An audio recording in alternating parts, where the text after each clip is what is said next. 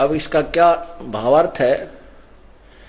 अर्जुन कह रहा है कि भगवान आप द्वारका जाने वाले हो और हमें एक सत्संग करके जाना ताकि हम आपके विचारों को आधार बनाकर और हम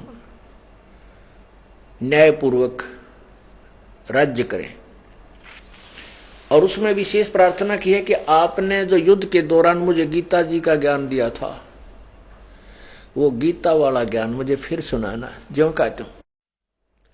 अब कृष्ण जी क्या बोल रहे हैं कि अर्जुन अब मुझे वो याद नहीं मैंने क्या कहा था, और अर्जुन पर डांट मार रहे हैं कि तू बड़ा श्रद्धाहीन है, तेरी बुद्धि अच्छी नहीं लगती, तूने उसको याद क्यों नहीं रखा।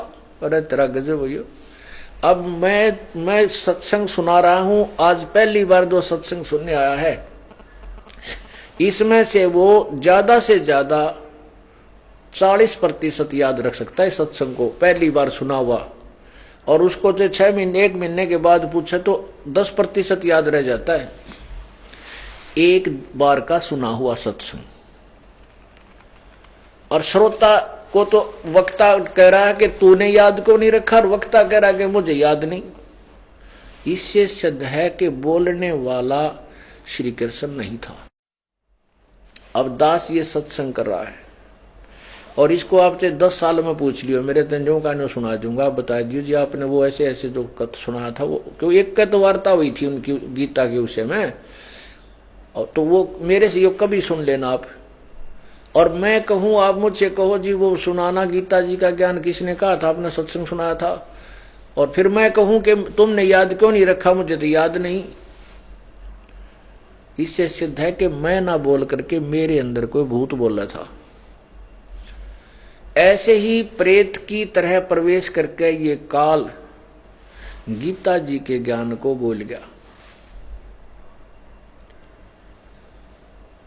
और बाद में कृष्ण दटकल लाओ है, मैंने न्यू कहा था, मैंने उस परमात्म तत्व का ज्ञान कहा था, अपना नहीं, यानी किसी और भगवान के विषय में परमात्मा के विषय में ज्ञान कहा था, पर मैं भूल गया, याद नहीं।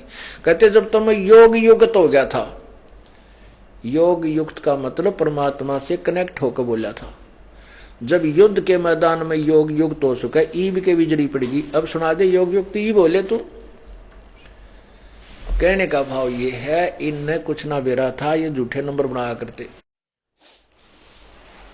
अब ये क्लियर हो गया कि गीता जी का ज्ञान श्री कृष्ण ने नहीं काल ने कहा।